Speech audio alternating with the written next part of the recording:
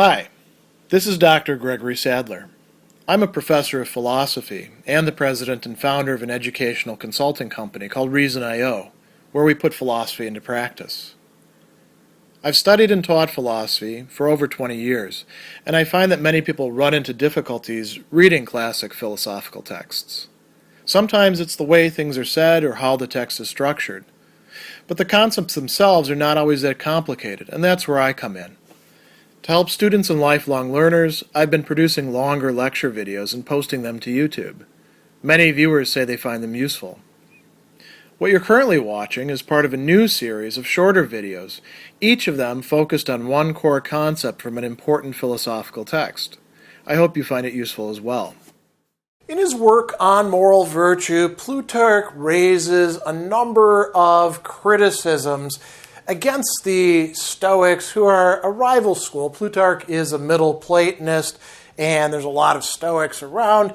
And one of the matters that he's going to say the Stoics have essentially got wrong is emotion. And some of his criticisms seem, pretty on point, given some of the things that the Stoics do claim about matters. Some of them seem to go a little bit off target. They don't hit exactly the way that he seems to think that they will. So he begins by bringing up a sort of commonplace, a paradox of Stoic philosophy, this assertion that all faults or wrongs, things that you get mistaken about, all of these things are, as the Stoics would say, equal. And the Greek for that is isa. It doesn't mean just the same thing. It means having the same, literally, number, right? They're all of the same seriousness. And so all of the hamartema or hamartias, you notice it's the same word in different forms there. All of this, the errors, sins, mistakes, they're all equal. And he says, I'll talk about that doctrine in its full sense somewhere else. And he does have another work where he does that, actually several other. He says, when it comes to emotions, let's consider this. So he tells us that the Stoics think that every emotion, every pathos, is some kind of error or fault, a hamartia, going wrong, something bad that you're doing, essentially, in feeling it. And so everybody who feels pain or grief, lupumenos, or feels fear, phobumenos, or who feels desire, epithumon, is screwing up in the process. And they're all screwing up basically to the same degree, right? It's not how much, it's whether you feel the emotion at all. Now, we do have to note that for the Stoics, you can feel fear rationally. That's caution. That's one of the good emotions. Likewise, desire. You can't feel pain in the right way, but, you can feel pleasure in the right way. So this is the standard Stoic doctrine that he's combating. And he says, this doesn't really make sense because emotions do have, as he's going to say, great differences, diaphorai, in a number of different ways, right? According to more or less.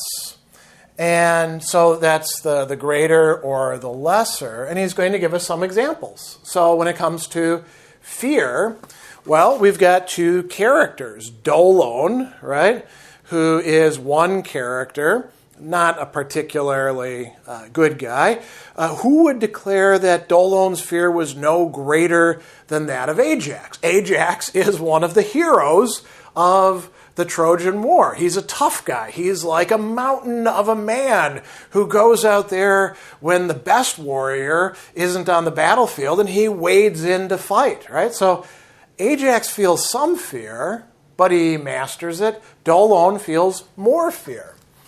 He talks about Alexander and Plato feeling pain or grief at the death of somebody who they care about. So he says that, would you say that Alexander's grief, who attempted to kill himself because of Cletus, is equal to Plato's grief for the death of Socrates? And then he's got a little remark here. Griefs are increased immoderately by unpredictable circumstances, and unexpected occurrence is more painful than one quite likely to happen. So, Socrates, he's going to die. He's been sentenced to death. Somebody who's younger and just happens to die, well, maybe you grieve more as a result. And then he talks about rage, thumos, anger, we could say. That felt by Nicocrean and that felt by Magus, which is displayed in what they did to people. So Nicreon had, with iron pestles, ground Anaxarchus to powder.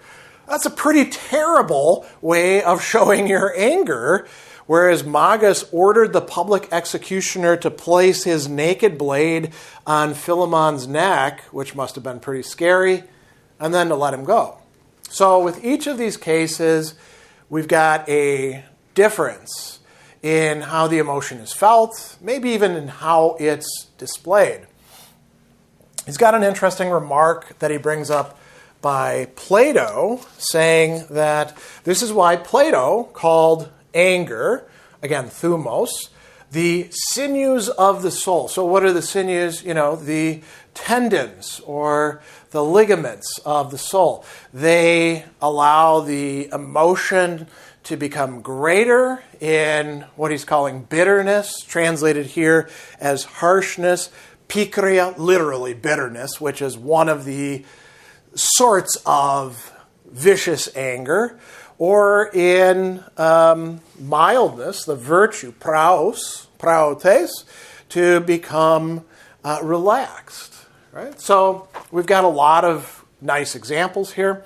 And he's going to say, listen, emotions have different intensities, epitases, different violences, different ways in which they take over. Sfodrotetas, right? It's coming from sfodros, which means violent or unruly. Irritations, dexes, which could also be translated as gnawings. Contractions, sustolas, this is a technical term, and diffusions, diachuses, another technical term. So emotions have all of these sort of more or less of each of these things. And then he says, okay, that's the case. Now, is that a function of judgment, krisis, which is part of the rational part of ourselves, or is that a function of the irrational part?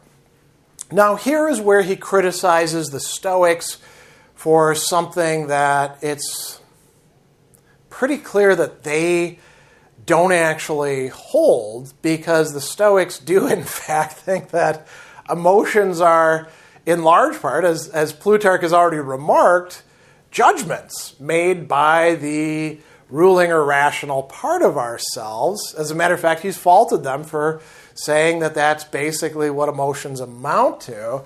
So, he's saying here that obviously there are differences in judgments, not just differences in the irrational element, which the Stoics don't seem to think we actually have. There's one exception to this in a passage in a letter by Seneca where he does seem to say something kind of like the Platonic, tripartite conception of the soul, but that's a real outlier. So the Stoics, for the most part, don't seem to be committed to what Plutarch is saying that he is. And he's going to point out something here that's very useful for us to consider. People judge things to be good or bad, right? And they can be right or wrong about these judgments. So, for example, some people judge poverty not to be an evil. The Stoics would be some of them, right? They think that poverty is an indifferent. Others that it's a great evil. Others, it's the greatest evil, so they'll kill themselves. They throw themselves off of a cliff or throw themselves into the sea to avoid it. Others think death is an evil. Why? Because it deprives them of the good things of life. Others are worried about eternal torments and punishments below the earth. Some people value health so highly because it's in accordance with nature and useful. Well, that's the Stoic point of view on it. Others, they think it's the greatest good in the world, and they even think that it is better than virtue, right? Which, that's a pretty strong point of view right there. Virtue is useless and unprofitable if you don't have health. Well, the Stoics could say, yeah, that's what we think, that people do get these things wrong, and that's why they feel these emotions. Plutarch is going further and saying, yeah, I mean, the reason why they feel these emotions wrongly is because they've got wrong judgments, but they also do so because of the irrational part of the soul. So it seems like his criticism is kind of off target there. And then he's going to bring up one of the most important Stoic philosophers, whose works, unfortunately, we don't have, but Plutarch would have had them available to him, Chrysippus. And he says that the Stoics really do concede that the judgment is different from the irrational part. They don't concede that, so it's unclear why he's claiming that. He says that Chrysippus provides us with supporting evidence for this in his book On the Failure to Lead a Consistent Life. Chrysippus tells us that anger is a blind thing. It often prevents us seeing obvious matters, and it obscures matters which are already apprehended. Okay, that's fine. I mean, Seneca calls anger a brief madness, right? So this is the Stoic point of view, and it's perfectly compatible with thinking that the rational part gets clouded over by the emotion of anger. Going on a little further, he says the passions once raised drive out the processes of reasoning, the logismon, and all things that appear otherwise than they would have them be, and push forward with violence to actions contrary to reason. Again, the Stoics have no problem saying that. We see Seneca saying exactly that in his work on anger. So it's unclear what Plutarch thinks he's actually doing here. He also brings up Chrysippus saying every rational creature is disposed by nature to use reason in all things and to be governed by it, yet often reason is rejected when we're under the impulse of some other more violent force. And so he says he plainly acknowledges what conclusion is to be drawn from the difference which exists between passion and reason. And I don't think that's really the right inference to draw from this. So is Plutarch being a little fast and loose here, a little polemical, perhaps? Did he make a mistake? Perhaps. But we are learning about both the Stoic point of view on emotions and Plutarch's own point of view. And if the Stoics are indeed committed to thinking that these clear differences that we do see in how strongly and under what circumstances people feel emotion and act on emotion, that they're all equally bad, well, that's a valid criticism. Whether or not that's actually the case, well, that requires us to go to the Stoic texts that we actually do possess.